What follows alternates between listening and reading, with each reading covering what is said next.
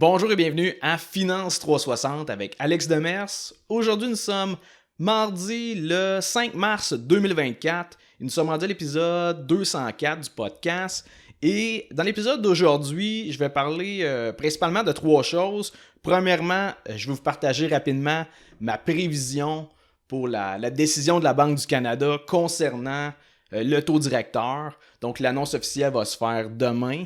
Donc, mercredi, je veux juste donner mon opinion là-dessus avant que ce soit officiel. Ensuite, j'ai pas le choix de vous parler de la remontée du prix du Bitcoin. Il y a eu vraiment une remontée en flèche du côté de la crypto. Et finalement, dans l'épisode d'aujourd'hui, je vais aussi vous parler des risques d'avoir des liquidités importantes, d'avoir beaucoup d'argent dans le fond dans vos comptes de banque ou dans vos comptes de placement. Au fait, je vais vous conter une petite mésaventure qui m'est arrivée récemment et c'est en lien avec la cybersécurité. Donc, je veux couvrir tout ça dans l'épisode d'aujourd'hui. Et je vais commencer tout de suite par la Banque du Canada qui va annoncer demain sa décision pour son taux directeur. Le consensus actuel des analystes, c'est que la Banque centrale va maintenir son taux directeur à 5%. Et c'est également ce que je pense de mon côté. On n'est vraiment pas rendu à l'étape de parler de baisse de taux d'intérêt, même si le taux d'inflation annuel au Canada il a diminué à 2,9% en janvier. On se retrouve un peu dans la braquette de la Banque du Canada entre 1 et 3%. Mais on s'entend que la Banque du Canada veut beaucoup plus se diriger vers un taux d'inflation annuel autour de 2%. Et malgré le fait qu'il y a déjà certains signes de faiblesse du côté de l'économie canadienne, pour le moment, ce serait trop précipité de commencer à baisser le taux directeur. On n'est pas rendu là. D'après moi, on va voir ça peut-être plus en fin d'année 2024, au troisième ou d'après moi plus au quatrième trimestre de cette année. D'ailleurs, encore une fois, je veux attirer votre attention sur le baril de pétrole brut. Le prix du baril WTI, il dépasse maintenant 78$ US. Donc, on se dirige tranquillement vers 80$ US. Et du côté technique, le pétrole semble être sur un momentum haussier. Et je vous rappelle que la baisse du prix de l'essence, c'était un des éléments qui a contribué le plus à la diminution de l'IPC, donc l'indice des prix à la consommation. Donc, si on se retrouve avec un baril de pétrole qui est de plus en plus cher, nécessairement, ça va avoir un impact sur le prix de l'essence à la pompe et conséquemment, ça va se refléter sur les prochaines données de l'IPC. Autrement dit, le pétrole brut pourrait potentiellement causer une résurgence de l'inflation et clairement, ça pourrait freiner l'envie de la Banque du Canada de descendre les taux d'intérêt. Bref, le secteur de l'énergie au Canada, c'est un secteur qui est à surveiller. Tu sais, comme je l'ai déjà dit quand j'ai acheté des actions de Suncor en juin de l'année passée, je considère que le secteur de l'énergie, c'est un secteur d'activité qui est négligé par les investisseurs et qui est potentiellement sous-évalué par le marché. Un peu moins présentement, là, si je regarde le prix des actions dans ce secteur-là, mais quand je l'ai acheté l'été passé, en juin-juillet 2023, à ce moment-là, vraiment, on était comme dans un creux du côté de ce secteur-là. Sinon, si on va du côté de la crypto, comme je vous dis, j'ai pas le choix d'aborder la récente remontée du Bitcoin. Justement, le Bitcoin aujourd'hui même qui vient d'atteindre un nouveau all-time high, donc un nouveau sommet. Au fait, juste pour vous montrer que ça m'arrive de me tromper, quand le prix du Bitcoin est passé en dessous de 40 000$ US, ça c'était à la fin du mois de janvier 2024, j'avais calé que je m'attendais que le Bitcoin continue sa chute jusqu'autour de 36 000$. Et là, dans la vie, tu peux pas te tromper bien plus que ça parce que finalement, le Bitcoin est reparti à la hausse. Il a remonté depuis ce temps-là. Et là, aujourd'hui, il est rendu à plus de 68 000$ US. Donc, un nouveau all-time high. Tu sais, la dernière fois qu'il était autour de ce niveau-là, c'est là quasiment 3 ans, quand il avait atteint son dernier pic en novembre 2021. Donc, vous pouvez voir que je me suis grandement trompé. Et je vous dirais que mon erreur a été de penser que la majorité du monde avait déjà acheté leur Bitcoin et que l'arrivée des FNB, des ETF spot Bitcoin aux États-Unis, ça allait pas changer grand-chose. Finalement, avec l'arrivée de ces FNB-là, il y a eu énormément de volume de transactions pour acheter du Bitcoin, tellement que la plateforme Coinbase a eu des difficultés techniques à 2 reprises. Donc, en fait, il y avait des utilisateurs qui voyaient leur compte à 0$, un peu paniquant. Mais tout ça pour dire que malgré tout ça, j'arrive toujours pas à comprendre l'engouement avec le Bitcoin. C'est peut-être avec le halving qui s'en vient prochainement. Je vous rappelle que le halving, c'est quelque chose qui était déjà prévu dans la programmation du Bitcoin. Et en fait, ça va rendre le minage de Bitcoin plus difficile. Les récompenses aux mineurs vont être diminuées. Donc, théoriquement, il va y avoir moins de Bitcoin minés. Et donc ça veut dire qu'il va y avoir théoriquement moins de Bitcoin disponibles.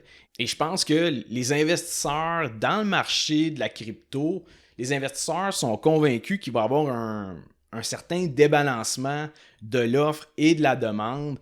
Et d'après moi, c'est un peu ça qui pousse actuellement le prix du Bitcoin vers le haut.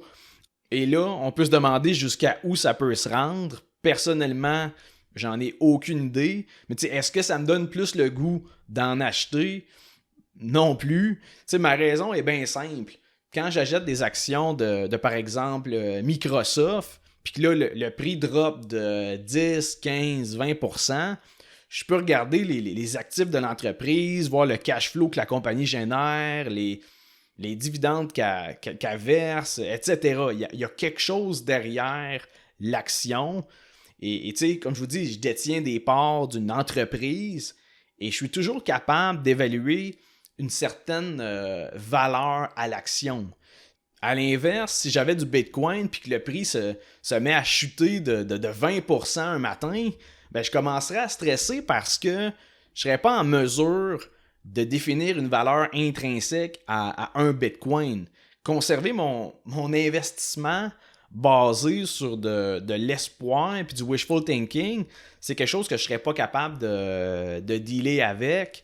Puis tu sais, là je tiens à préciser que je dénigre pas ceux qui croient en la crypto-monnaie, qui croient au Bitcoin. C'est simplement que de mon côté, j'arrive pas à investir mon argent dans un actif qui est 100% numérique et dont il est impossible de calculer une valeur intrinsèque. Dans le sens que quelque part dans le temps, ça peut valoir quelque chose si c'est adopté à grande échelle ou on peut s'en servir un peu comme un actif de valeur refuge, un peu comme l'or, mais sous format digital, numérique. Encore là, il y a aussi la question des montants que tu investis. Dans le sens que mettre 4-5 000 là-dedans, ça peut être drôle si jamais ça explose de x2, x5, x10. Mais investir des centaines de milliers de dollars dans ça, dans le but de me bâtir un patrimoine, je suis pas à l'aise. Là. En fait, je suis juste pas assez convaincu pour prendre ce risque-là. Tout ça pour dire que l'objectif du podcast, comme je le répète tout le temps, c'est pas de vous donner des conseils d'investissement ou de vous dire quoi acheter ou quoi vendre. Je vous partage mes observations. Des fois, ça se passe comme j'anticipe, puis d'autres fois, non. Comme on a pu le voir avec le Bitcoin qui a littéralement fait l'inverse puis qui a explosé à la hausse. L'important, c'est que, de mon côté, sur le long terme, j'ai raison plus souvent que je me trompe. Puis, tu sais, à date, je m'en sors bien avec mon portefeuille d'actions. Et c'est pour ça que je me concentre uniquement sur l'investissement en bourse. Tu sais, c'est le domaine que je maîtrise le plus. À l'inverse, je ne vais pas me lancer dans l'immobilier ni dans la crypto. J'en connais pas assez là-dedans. Faut que je sente que je comprenne bien dans quoi je m'embarque pour investir mon cash dans quelque chose. Et je vais conclure là-dessus par rapport au Bitcoin. Et pour finir l'épisode, le mois de mars, c'est le mois de la prévention de la fraude au Canada. J'ai vu ça récemment et en fait, quand j'ai vu ça, ça m'a donné l'idée de vous parler des risques qui viennent avec le fait d'avoir pas mal d'argent, que ce soit dans vos comptes de banque ou dans vos comptes de courtage en ligne.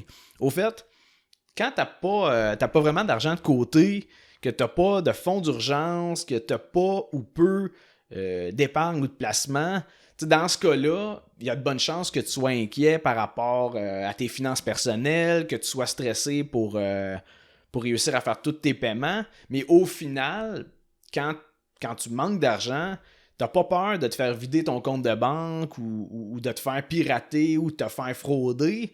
Et mon point par rapport à ça, c'est que pour les ménages à faible revenu, leur stress financier, c'est principalement lié au manque d'argent, du côté d'une insuffisance, tandis que pour ceux qui en ont accumulé pas mal au fil du temps, c'est complètement autre chose qui peuvent les inquiéter.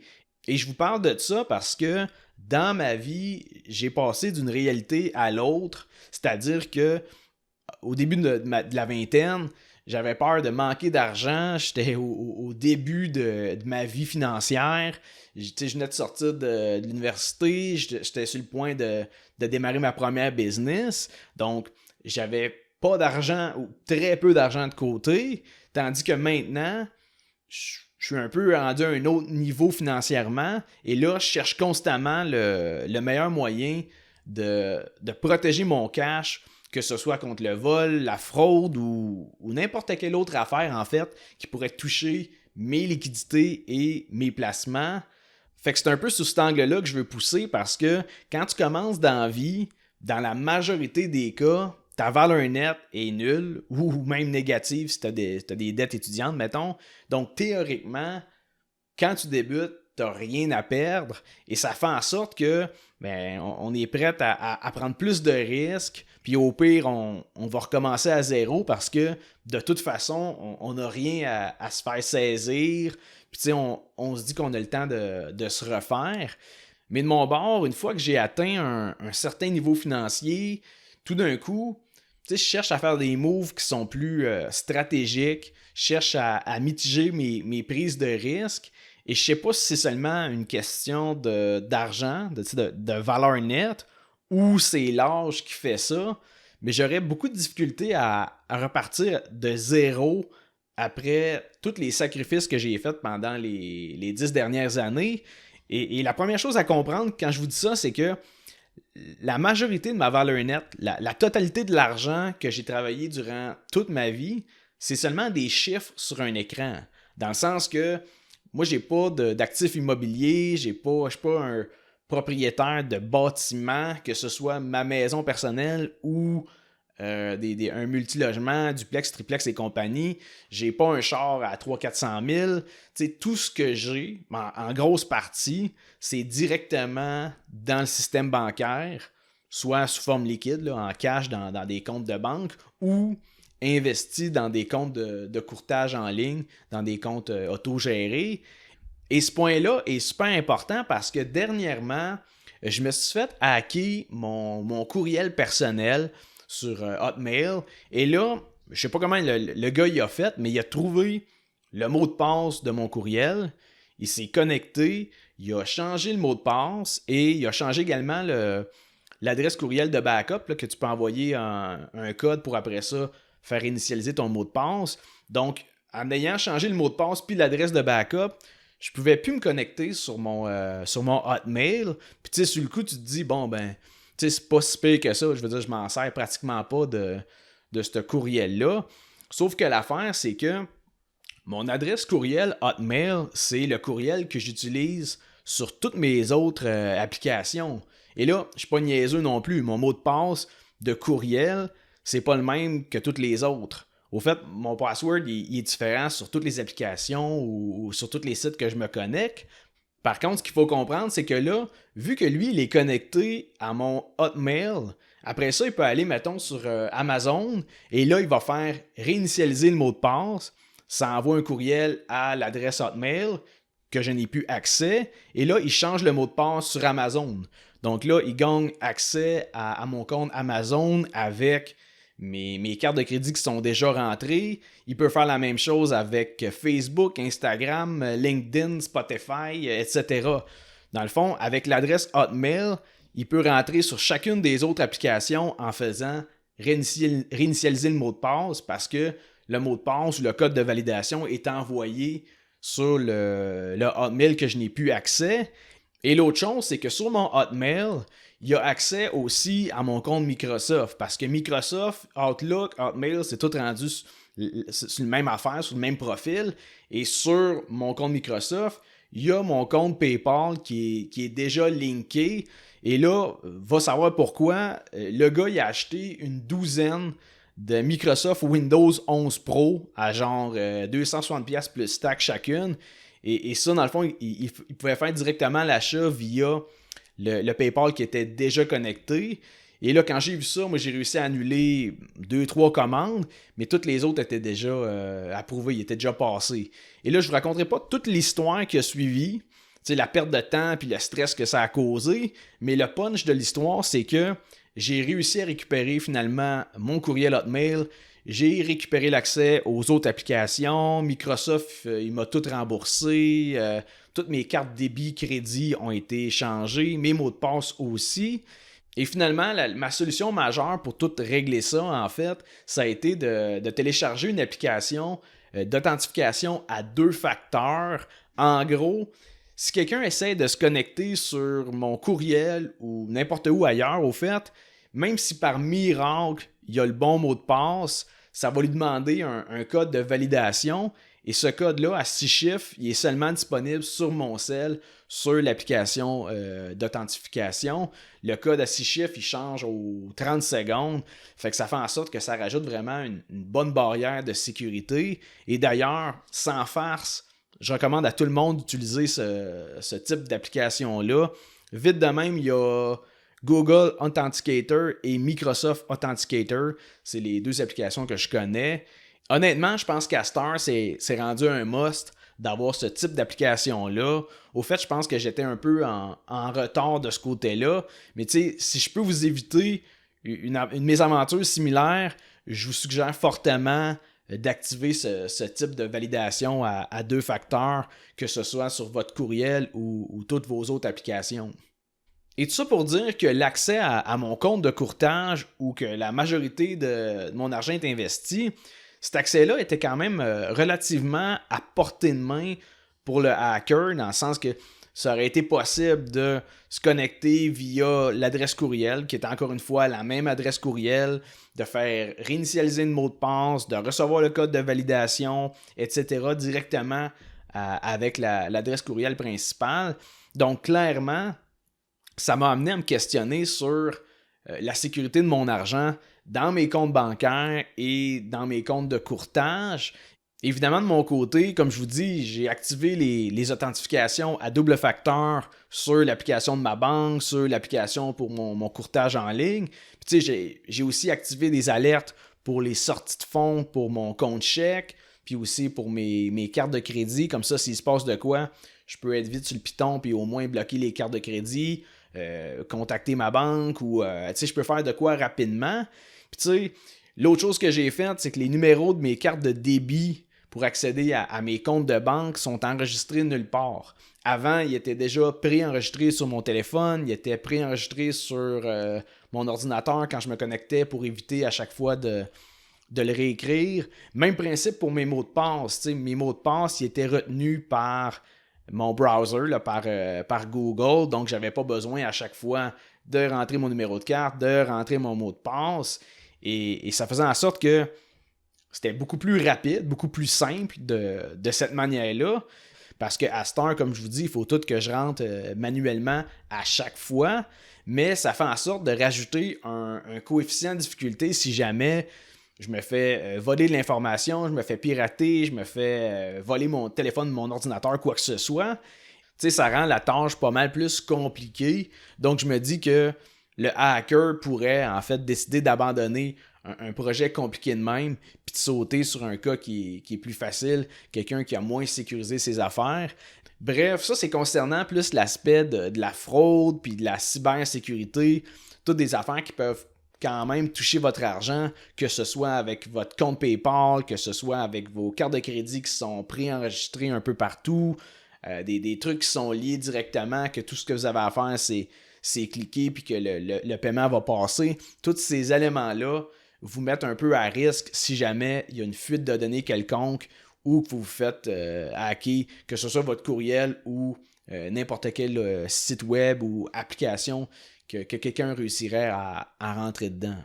Sinon, la deuxième chose qu'il faut considérer, c'est que pour la plupart des gens, l'argent que vous déposez à l'intérieur d'une banque canadienne, c'est assuré par la SADC. Je vous rappelle que la SADC, c'est la Société d'assurance dépôt du Canada et que cette société-là, elle assure, donc elle garantit les dépôts faits à l'intérieur de vos comptes de banque jusqu'à concurrence de 100 000 $ par catégorie de compte. Après ça, au-delà de 100 000 $ dans ton compte chèque ou au-delà de 100 000 $ investis dans des CPG ou au-delà de 100 000 $ en encaisse dans ton CELI ou dans ton REER, au-delà de ça, les sommes d'argent qui excèdent 100 000 $, cet argent-là que tu vas déposer dans l'un ou l'autre de ces comptes-là, il ne sera pas garanti par la SADC. Autrement dit, si jamais l'institution financière dans laquelle tu as déposé ton argent, si l'institution fait faillite, comme avec la Silicon Valley Bank aux États-Unis, dans un tel cas, la SADC elle permettrait de récupérer jusqu'à 100 000 $ par type de compte. Et là, on s'entend, les 6 grandes banques canadiennes, ils sont pas mal moins à risque que les banques régionales qui sont devenues insolvables aux États-Unis en 2023. Tu sais, c'est très improbable que ça arrive, mais c'est pas impossible. Mais tu sais, pour le moment, il n'y a rien qui indique un tel scénario. Là. Les banques ont mis des centaines de millions de dollars de côté en cas de mauvaise créance. Donc, à moins d'une catastrophe, c'est pas quelque chose qui devrait arriver. C'est plus d'être conscient que quand ton épargne dépasse 100 000 $ par catégorie de compte, la portion excédentaire, elle n'est plus assurée par la Société d'assurance dépôt du Canada. Et c'est le même principe pour les comptes de banque de ta business. Si tu laisses 250 000 dans ton compte chèque, dans ton compte courant, pour payer tes coûts fixes, puis payer ton payroll qui passe aux 2 semaines, ben, le montant excédentaire à 100 000, ben, il est non assuré. Fait que tu as 250 000 dans ton compte chèque, la banque fait faillite, ben, il y a seulement la portion de 100 000 qui est assurée. Le 150 000, théoriquement, tu pourrais l'avoir perdu. On s'entend dans ce type de scénario-là, il y a de bonnes chances qu'il y ait une institution financière autre qui rachète l'institution financière qui a fait faillite et qui vienne un peu combler les pertes des clients de l'autre banque. Mais reste que c'est un scénario que tu veux éviter et qu'il faut savoir justement la réalité de la couverture d'assurance de la SADC. Et tout ça, tu penses à ça juste une fois que tu es rendu à un certain niveau financier. Je veux dire, quand tu as un 50 000 de collé dans tes comptes de banque, l'idée que la banque fait faillite et que tu n'es pas garanti, ça te passe même pas par la tête. Mais une fois que tu es rendu là, une fois que tu es dans les gros chiffres, comprendre la solidité financière de la banque dans laquelle tu déposes tout ton fric, tout d'un coup, ça a comme plus d'importance. C'est là justement que tu commences à te poser des questions, à savoir, est-ce que ton argent est vraiment en sécurité? C'est tout placé à l'intérieur de la même banque. Au fait, l'une des avenues pour pallier à ça, c'est pas super compliqué, c'est d'aller splitter ton argent dans différentes institutions financières parce que la protection de la SADC, la protection de 100 000 par catégorie de compte, elle fonctionne individuellement pour chacune des banques. Autrement dit, c'est un compte chèque dans 3 banques différentes. Chacun de tes comptes chèques est assuré pour 100 000 $ par la SADC. Donc, avec les 3 comptes de banque dans 3 banques différentes, tu as une couverture totale de 300 000 $. Encore là, partez pas en peur avec ça, puis allez pas vous ouvrir des comptes de banque partout. Faut comprendre qu'avoir des comptes bancaires dans différentes institutions financières, ça vient complexifier la gestion de vos finances personnelles, ça vient toute l'histoire de paiement de factures, les dépôts directs, tout ça. Donc, ça vaut pas la peine de tout gérer ça si vous ne bostez pas les limites de l'assurance dépôt de la SADC. Et comme je vous dis, c'est quand même 100 000 $ par type de compte. Donc 100 000 $ votre compte chèque, 100 000 $ pour des CPG, 100 000 $ pour votre CELI, 100 000 $ pour votre REER, etc. Donc, c'est pas, si vous calculez tout ce que vous avez un peu partout, ça se peut que ça bosse 100 000. Mais est-ce que ça bosse 100 000 par catégorie de compte? C'est une autre question. Et l'autre volet, c'est que la SADC, elle couvre les dépôts. Elle ne couvre pas tout ce qui est les FNB, les fonds mutuels, les fonds distincts, les actions, tout ça. Ça n'est pas couvert par la SADC. On parle vraiment de liquidité ou de CPG. C'est vraiment dans... Faut que ça fasse partie de la liste de ce que la SADC va couvrir. Et bien franchement, je vous parle de tout ça, mais c'est plus avec l'idée de vous conscientiser. Parce que, tu sais, en bas d'un demi-million en liquidité, que ce soit personnel ou dans votre business, cassez-vous même pas la tête avec ça. C'est pas c'est un détail. Allez-vous pas, commencez pas à stresser avec votre assurance avec la SADC. Sauf qu'il faut savoir que ça existe et qu'un moment donné, quand tu passes différents niveaux financiers, ton stress ou tes questionnements passent à un autre niveau et ça nécessite des fois des différentes stratégies, que ce soit justement via l'incorporation, les fiducies, des stratégies de justement spreader ses liquidités, son cash dans différentes institutions financières. Et je voulais vous parler de ça parce que, comme je vous dis, j'ai vraiment passé d'un univers à l'autre, de manquer d'argent, d'être tout le temps à court de fric dans le début vingtaine, à passer avec une certaine encaisse, des liquidités, une business qui fonctionne bien, un portefeuille qui a pris de la valeur évidemment en 10 ans de placement. Donc, c'était un peu ça le sujet de l'épisode d'aujourd'hui. J'espère aussi que ça vous a un peu réveillé par rapport au risque du côté de la cybersécurité. J'espère que vous allez faire le tour de vos mots de passe, rajouter de la protection sur vos connexions à vos comptes de banque et tous les autres types d'applications que vous utilisez. Donc, je vous remercie pour votre écoute. Si vous aimez le podcast, laissez un 5 étoiles sur Spotify, laissez un review, un commentaire sur Apple Podcasts, abonnez-vous à ma chaîne YouTube et on se revoit mardi prochain pour un autre épisode de Finance 360.